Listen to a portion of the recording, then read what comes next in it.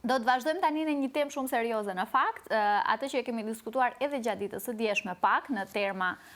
më gazetaresk nëse mund ta them, do të flasim për dhunën seksuale, do të flasim për dhunën seksuale gjatë luftës në Kosovë dhe viktimat e të njëjtës dhunë seksuale bashkë me Selvi Zetin, të cilën e kam në lidhje direkte nëpërmjet Skype-it tani. Mirëmëngjesi Selvi. Mirëmëngjesi. Si u gjej? Si e sot, faleminderit shumë që ke pranuar ftesën. Faleminderit juve për ftesën, kënaqësi me qenë në emision. Ne dje kemi përmendur pak atë që ka qenë kryefjalë në fakt e të gjithë mediave gjatë ditës së djeshme dhe një ditë më herët, për rrëfimin e një burri i cili foli për dhunën seksuale gjatë luftës, si një viktim e dhunës seksuale gjatë luftës, dhe realisht kishte shumë komente pozitive në kuptimin e asaj që u mirëprit, u mbështet, kishte suportin dhe me sa kam parë unë të paktën nuk u paragjykua. Më thuaj pak si e përjetojnë dhe sa ju keni qenë në kontakt me burra të viktimës, viktimat të dhunës seksuale në Kosovë, dhe sa më e vështirë është për burrat se sa për gratë, në kuptimin që prej tyre gjithmonë pritshmëritë janë edhe më të larta. E kuptoj. Atëherë është shumë e vërtet, të hënën me 14 prill që njihet si dita memoriale të mbjetuarve të dhunës seksuale në Kosovë. Ka disa vite që tashmë zyrtarisht njihet kjo ditë, që me një farë mënyre e zyrtarizon dhimbjen e një dhimbjen e mbjetuarve të dhunës seksuale. Ne kishim përgatitur një të mbjetuar burr që shënoi një moment të them historik, sepse për herë të parë publikisht foli një burr për dhunën seksuale gjatë luftës, gjë të cilën e dim se sa vështirë është me fol publikisht për këtë çështje, as më tepër kur kemi të bëjmë me burra.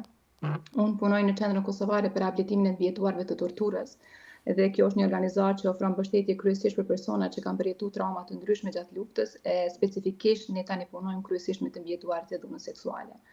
Do të thonë unë që nga viti 2007 punoj kryesisht me të mbjetuarit e dhunës seksuale dhe punoj edhe me burra dhe me gra. Sigurisht që numri i grave dhe vajzave që gjatë luftës kanë përjetuar dhunë seksuale është shumë më i madh krahas burrave. Mirëpo kur flasim për burra, kjo është një çështje që vazhdon ende të mbitet e fshehur, vazhdon ende të mbitet e heshtur, për faktin që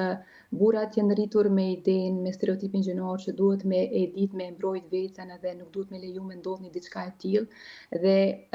kjo ndjesi që unë kam arrit me mbrojt veten, kjo ndjesi që unë jam zhburëru për kësaj përvoje traumatike gjatë luftës, i bën që burrat të shmangen burimeve të ndihmës. Prandaj numri atyre që kërkojnë ndihmë në organizata që ofrojnë shërbime vazhdon të jetë i vogël. Mund të them që është vetëm një 10% krahas grave dhe vajzave që kërkojnë ndihmë. E qartë. Si është pritur në përgjithësi nga opinioni rrëfimi i zotriut në fjalë, sepse e di që keni qenë prezent,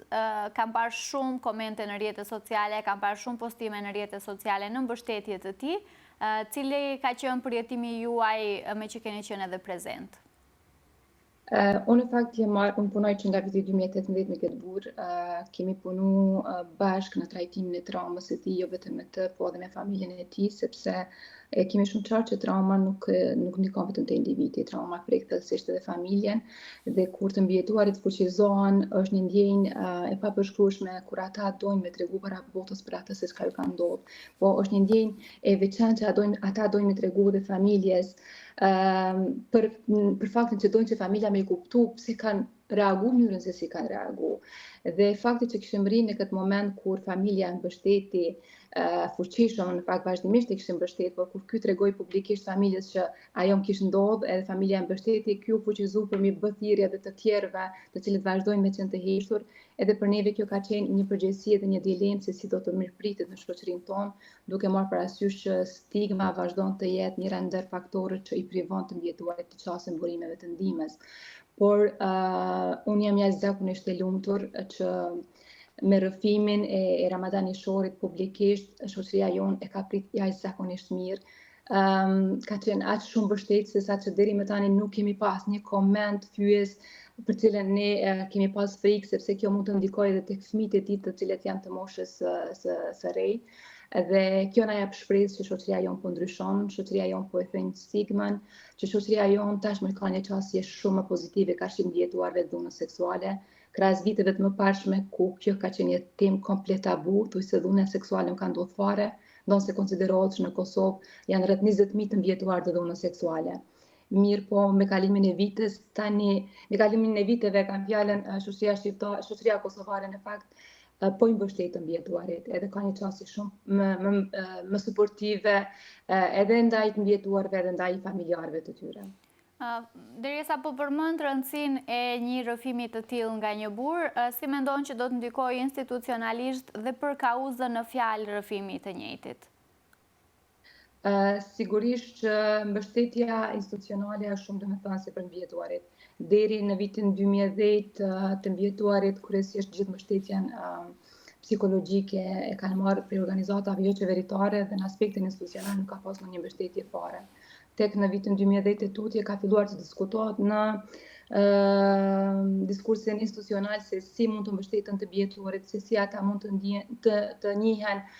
me ligj sikurse edhe gjithë kategoritë e tjera të dalën nga lufta. Megjithatë, ky ka qenë një diskutim i stërgjatur edhe tek në vitin 2018 të mbijetuarit më në fund kanë filluar të njihen me ligj ku ata njihen si të mbijetuar dhunës seksuale dhe marrin një lloj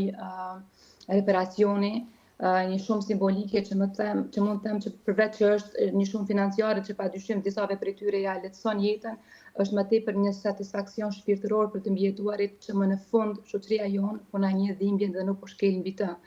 Për cilën po e them që ka qenë aq temë tabu, është nuk është diskutuar fare, edhe dashur ose pa dashur, na sigurisht kemi kontribuar strategjisë së dhunuesve që një dhimbje ka qenë madhe me qenë e heshtur dhe me qenë e fshehur. Dhe tani që të mbijetuarit që nga viti 2018 e tutje po njihen me ligj, kjo është shumë domethënëse. Dhe aq më tepër që pikërisht me 14 prill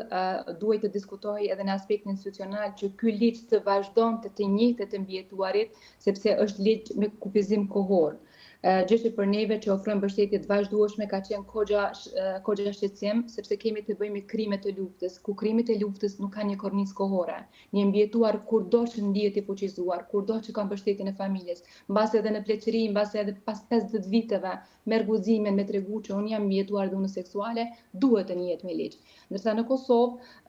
ligji për njohjen e mbijetuar dhunës seksuale ka pas një kufizim kohor. Fillimisht ka pas 5 vjet, domethënë ka filluar në vitin 2018 me idenë me përfundu në vitin 2025, pastaj në vitin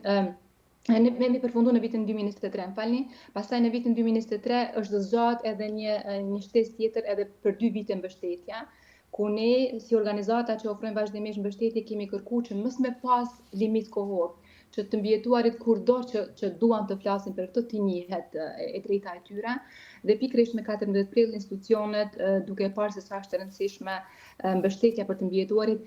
tani ka marrë një vendim që të shtyhet edhe për 2 vite të tjera, që do të thotë deri në vitin 2007, por ne shpresojmë që edhe pas vitit 2027 të mbijetuarit do të vazhdojnë të kenë mbështetje institucionale, sepse është shumë domethënëse për ta. Selvi, sa i rëndësishëm është dokumentimi këtyre rasteve për vetë Kosovën, shqiptarët e Kosovës, për atë që ka ndodhur gjatë luftës në Kosovë? Padyshim që është tetë i rëndësishëm, sepse vetëm kur të mbijetuarit ndihen të fuqizuar, të trajtuar, vetëm kur të trasohet rruga që ata ndjen të lirë për me marrë trajtim dhe kur trajtohen, fuqizohen, atëherë mund t'i qasen edhe drejtësisë dhe vetëm kur t'i qasen drejtësisë, domethënë ne mund të arrijmë të kërkojmë dëmshpërblim nga agresori për gjithë dëmin që e ka bërë, sepse deri më tani nuk kemi asnjë pranim nga ana e tyre dhe përderisa nuk ka pranim, sigurisht që trauma mbetet thellësisht që ndikon në jetën e të mbijetuarve. Ne po punojmë vazhdimisht me të mbijetuarit që t'i qasin drejtësisë, por deri më tani numri i atyre që ju kanë qasë drejtësisë vazhdon të jetë i vogël. Deri në vitin 2021 kemi vetëm një rast që një si rast i vogël ku e mbijetuara e ka njoft autorin e krimit dhe ka arrit me vendos mbrapa grilave, ndonse me një dënim jo meritor, sepse ai është dënuar vetëm për 13 vite burgim. Megjithatë, kjo është një shpresë për gjithë të mbijetuarit e tjerë që pa marrë parasysh kudo që ata kanë vendos me qasë drejtësisë nuk është vonë. Dhe tashmë ka dhjetra prej tyre që po i deponojnë dëshmit, po e dimshme është që shumë prej tyre nuk e njohin sakt me emër e mbi emër autorit e krimit, sepse kanë qenë me maska, kanë qenë të ngjyrosur, megjithatë po deponohen dëshmi për më dokumentu historia, për më dokumentu dhimbja, sepse përndryshe ne po shkelim mbi të dhe një diçka që nuk dokumentohet edhe harrohet, edhe gjeneratat e reja thjesht duhet të dinë se në çka kanë kaluar të mbijetuarit. Pra po e them, po flasim për 20.000 të mbijetuar, që është shifër jashtëzakonisht e madhe. Absolutisht. Përmende pak në fillim rëndësinë e përkrahjes të familjes, nga eksperienca që ju keni, sa familje arrin të kuptojë atë që kanë kaluar këto viktima, qofshin gra ose burra, gjatë një periudhe lufte? Familja në fakt është shtylla që i ndihmon të mbijetuarve për më urime kam, pavarësisht punës psikologjike, mbështetje psikologjike dhe mund të them çështjes holistike që ne ofrojmë në organizata, por kur nuk mbështet familja të mbijetuarit që kanë të vështirë dhe të qasin në mënyrë të plotë trajtimit. Fatkeqësisht neve në organizat që jemi njëra në organizata që më së shumti i mbështesin, po mendoj organizata më e madhe që i mbështesin të mbijetuarit të dhunës seksuale, një numër i madh i tyre vinë fshehur as anëtarëve të familjes, bashkëshortëve ose çfarëdo anëtari tjetër, për faktin që jo gjithmonë janë të familja është e mirëkuptueshme, ka pas raste kur bashkëshorti ka kuptu, e kanë refuzuar, ka ardhur tek ndarja, ka ndodhur abuzimi fizik, emocional, kështu që shumë prej tyre vinë dhe e mbajnë të fshehur. Por vjen një periudhë kur të mbijetuarit fillojnë të trajtohen dhe ndjejnë shumë të nevojshme mi tregu fëmijëve të tyre. Edhe ajo që kemi vrejt prej punës në përditshmëri të cilën e takojnë mbijetuarit është që vajzat janë shumë më mbështetëse ka shi nënave të tyre, ndërsa kur flasim për burrat, për djemt, e kam fjalën, gjithmonë ekziston një farë lloj mpirje emocionale, ekziston një farë lloj refuzimi fillimisht. Do të thonë ka pas shumë raste kur nënat kanë vendosur mi tregu djemve për atë se çka ka ndodhur. Ka pas raste të tilla refuzimi kur me muaj të tërë edhe nuk e nga ngrënë ushqimin prej nënave të tyre, të paske pritu këtë gjatë luftës. Megjithatë, pastaj pasi kalon, sepse mos harrojmë që kjo është një lloj traume, edhe për anëtarët e familjes, të cilën kur e kuptojnë e kanë të vështirë me kanalizuar dhe kanë nevojë për mbështetje. Dhe ne jemi gjithmonë aty të hapur për me ofruar mbështetje vetëm për mbijetuarit, por edhe për familjen. Mandej kur edhe ata vinë në trajtim, gjithçka ndryshon në jetën e tyre. Për me u kthy në esencë pra pyetjes, ka ndryshuar çësia. Ka shumë familje që tani janë shumë më mbështetëse, por që sigurisht nuk duan që të tjerët ta kuptojnë që ne kemi një anëtar të familjes që ka pritur dhunë seksuale nga frika e stigmës se si do të paragjykohen në rrethën e shoqërinë në përgjithësi, po fatkeqësisht ka shumë familje të tjera që ende ka shumë të mbijetuar që ende nuk kanë mbështetjen e familjes dhe vinë në trajtim, marrin një periudhë të shkurtër trajtimin dhe nga frika se po i zbulojnë anëtarët e familjes e ndërprin trajtimin sepse kanë frikë se cilat mundën me qenë pasojat mandej në familje. Kështu që neve na duhet ende shumë punë për me bë, për me eduku shoqërinë tonë, por ne jemi të kënaqur që jemi në rrugën e duhur, po thyet stigma, po luftohet stigma, dhe tash prapë potencoj krahas viteve pas përfundimit të luftës, ku ka qenë një gjendje komplet ndryshe,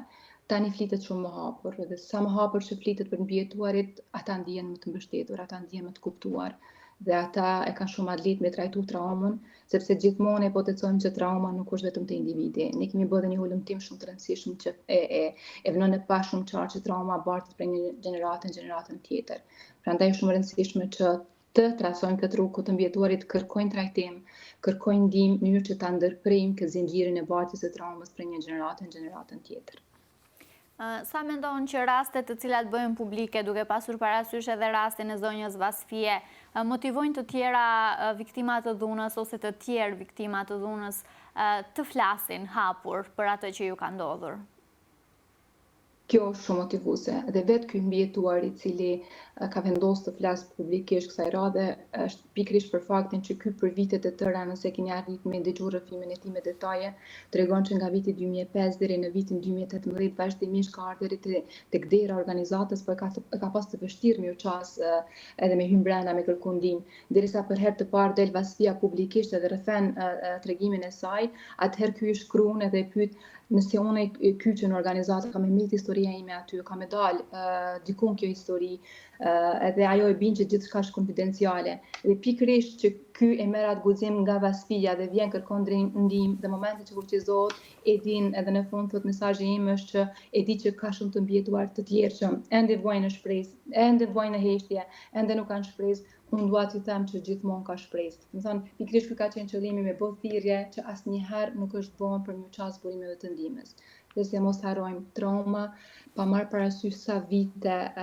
më pas, ajo jeton e fshehur. Ajo është një burg që i mban për brenda të mbijetuarit. Edhe nuk ka lënë vetvetiun nëse nuk merret ndihma e duhur. Kështu që krejt kjo po bëhet për me bë thirrje të mbijetuarve që ekziston ndihma, ekziston organizata, ekziston institucione që ofrojnë shërbime për të mbijetuarit, edhe që asnjëherë nuk është vonë, edhe që gjithçka është jetë konfidenciale, sepse kjo është frika më e madhe për të mbijetuarit, nëse historia e tyre mbetet aty. Kanë frikë që me rrëfimin ose me kërkimin e ndihmës, historia e tyre mund të dalë në publik dhe mandej cilat mund të qenë pasojat sociale. E qartë. Ne jemi gati në fund të bisedës për ditën e sotme, Selvi, do kisha dashur ndoshta për fund të theksojmë shërbimet të cilat ju i ofroni për gjithë ata që ndoshta na ndjekin dhe ku i dihet, ndoshta ndonjë prej këtyre të mbijetuarve mund të dojë të kërkojë ndihmë te ju, ku mund të drejtohet, çfarë ju ofroni dhe si mund të ju drejtohet. Atëre edhe njerë po potencoj që ne jemi prej Qendrës Kosovare për rehabilitimin e të mbijetuarve të torturës. Edhe unë gjithmonë e them që hapi më i rënd për të mbijetuarit është me të ukit në dyert të organizatave, sepse në Kosovë ekzistojnë 4 organizata që janë të licencuar me i mbështet të mbijetuarit. Janë 2 në Gjakovë, është 1 në Drenaz dhe ne jemi ne në Prishtinë. Ne ofrojmë qasje holistike, që do të thotë që nuk punojmë vetëm me simptomet e traumës, po ofrojmë shërbime gjithëpërfshirëse për të mbijetuarit. Domethënë, në momentin që mbijetuari hyn në organizat, ofrohet ndihma e punëtorit social që bën vlerësimin e nevojave në familje, çfarë mbështetje mund t'i ofrojmë për kushtet ekonomike, ofrim shërbime psikologjike ku këtu hyn psikologu, psikiatri, mandej është shërbimi i mjekut, edhe gjithmonë dua ta potencoj që këto shërbime janë komplet falas. Shërbimi i mjekut ofrohet edhe përmes medikamenteve të ndryshme, por edhe shërbimet të cilat nuk ofrohen brenda organizatës, ne gjithmonë kemi gjetë bashkëpunim edhe me institucione të tjera ku bëjmë ndërlidhjen për me plotësuar nevojat e të mbijetuarve. Pastaj së fundmi kemi filluar të ofrojmë edhe mbështetjen, edhe ofrimin e shërbimit të fizioterapisë për faktin që shpesh herë të mbijetuarit dhimbje psikologjike në veshjen e trup, sepse kanë të vështirë ta verbalizojnë, prandaj kjo është një shërbim shumë i nevojshëm. E krahas gjithë kësaj, ne ofrojmë edhe mbështetjen ligjore, si edhe fuqizimin ekonomik, ku i mbështesim migrantë të ndryshme të mbijetuarit që të rrinë këmbën. Mbështetja ligjore është jetë, domethënë se kur të mbijetuarit vendosen të qasën drejtësisë dhe ne jemi hap pas hapi me të mbijetuarit. Kjo do të thotë që të mbijetuarit momentin që i qasen organizatave, ata e kanë një familje të madhe të profesionistëve të ndryshëm që i ndihmojnë në çdo rrugtim të tyre. Selvi, unë të falenderoj shumë që ke gjetur kohë sot të jesh pjesë e emisionit të mëngjesit në televizionin Alsat për të folur për një temë kaq të rëndësishme dhe senzitive në të njëjtën kohë dhe për të na dhënë informacionet kryesore ndoshta mbi ngjarjet e fundit edhe shërbimet të cilat ju i ofroni, kështu që të falenderoj shumë. Ishte kënaqësi, faleminderit që jep një hapësirë për me diskutuar çështje dhe tema të ndjeshme që ka nevojë shoqëria jonë të ndëgjojë. Faleminderit shumë. Mirupafshim dhe pashë një ditë të bukur.